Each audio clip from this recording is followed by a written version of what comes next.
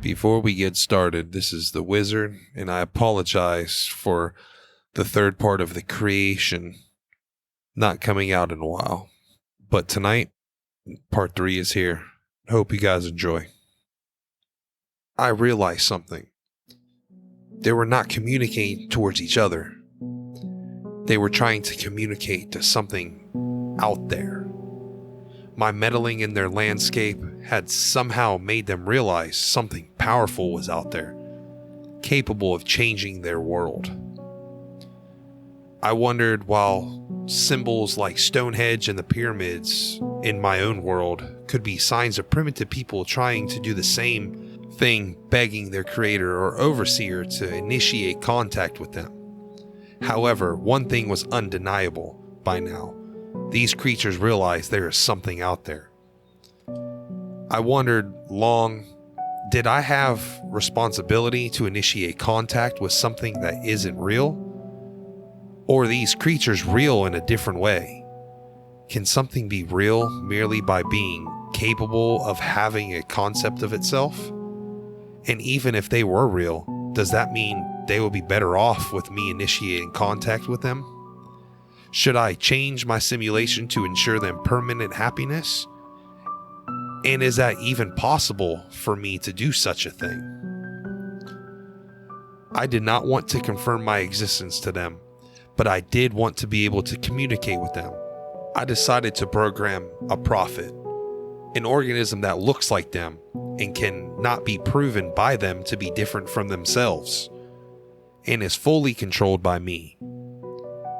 I let it be born into a powerful position as the son of the leader.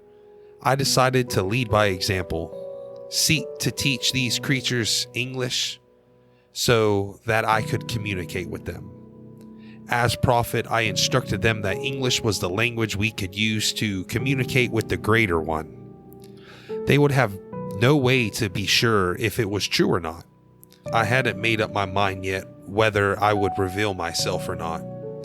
But I did want to be capable of understanding what they wanted to tell me. In a few generations, they all spoke English, and rapidly signs began emerging on the ground in English.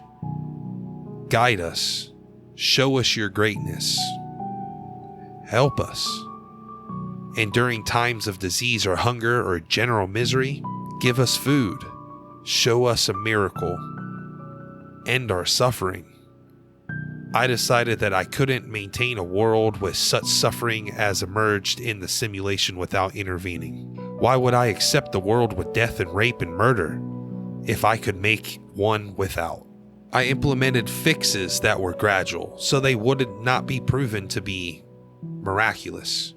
Murder and rape would over the years become rare, and so would death at a young age. I figured that they would not notice if the change happened over generations, but they did. Thank you. All blessings be upon the greatest. We love you. In the most heartbreaking, come back to us. Tears ran over my face. There is something there, and it knows I'm here, able to contact them, but unwilling to do so out of fear of what I have created. But I felt I had a responsibility, and so I loaded up the character I had created again and went to their king, asking to talk to all their wisest men. But by that time, I was not believed. You are number 1341, claiming to be avatar of the greatest one. If you are him, I pray for your forgiveness. But please show us a sign before demanding of me to gather all of our wisest men. And so I hesitated, but responded. Tomorrow there shall be 2 more meteors falling on a descended island in the sea before you on the same day. And then they do doubt no more and realize that I have come back to repair the broken world that I had created. And so I exited my avatar and progressed the simulation until the next day was reached. and threw 2 meteors on a deserted island before the mainland, where thousands had gathered to watch whether a sign would be given. Upon the descent of the meteors, celebrations were held. All the sentient organisms gathered around the small house where I had exited my avatar and lay flat on the ground in apparent worship of the man who was last seen there and afraid of coming close. I don't know who was more afraid by now, me or them. I loaded into my avatar again and exited the house. The creators continued to lay flat on the ground in utter silence. It is as if they felt unworthy of speaking. "Let your wisest men stand up," I told them, and up stood one of those bizarre-looking creatures. "Thank you for coming back to us. Pray tell us, do you have any request of us?" I hesitated before saying, "There is nothing you can do for me that pleases me, but for you to be good to one another and to contact me with your wishes and fears." The creature responded, "We know you come from a different world, and we are afraid. We understand how valuable you are, and how incomplete our experience is. Please allow us to join you in the world that you created our world from." I began to cry behind my computer as I responded, "I do not know how."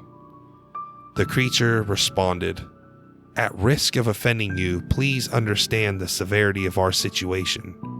By living in the world that is incomplete, we are at constant risk of disappearing forever, never to be seen again. We would never even consciously realize that our end had come."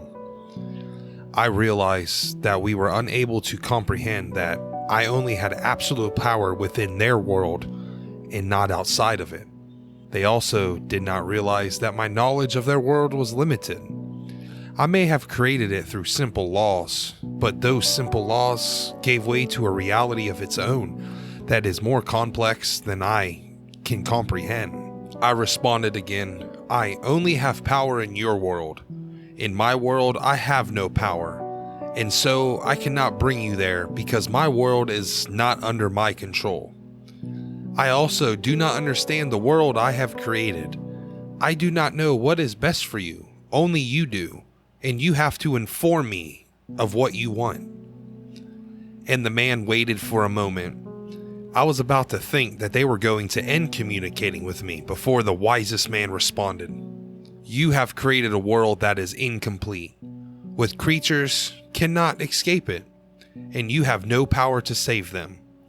They are completely unfree, and they have no power. We are completely at your mercy, and so we ask you from the deepest of our heart, end us." By now I was crying as I confused and asked to do the impossible. My own child was asking me to kill it? This is when I noticed the lights in my room flickering before my computer suddenly shut down. I screamed. Upon trying to turn on my computer again, I noticed it wasn't working. I called the power company, who told me that due to an accident, a power surge had traveled through the grid. They promised me that they would pay me for any damage done. I hung up and contemplated. The coincidence of what just happened was too great to be imaginable, and I wondered if these creatures were at the mercy of a confused creator. Could the same be said of me? And if so, did my creator just prevent me from repeating his own mistake? Hey guys, it's the Wiz. I wanted to give a shout out to the creator of this creepypasta, Unpatriotic. Check him out on Reddit or creepypasta sites everywhere. Thanks guys for going through. This is the third and final part. If you guys liked it, give it a follow, like it, subscribe, or whatever the site does. So guys, check out my next creepypasta coming out very shortly. All right, man. Remember, keep your tinfoil hats and your bowls close. You never know what may happen.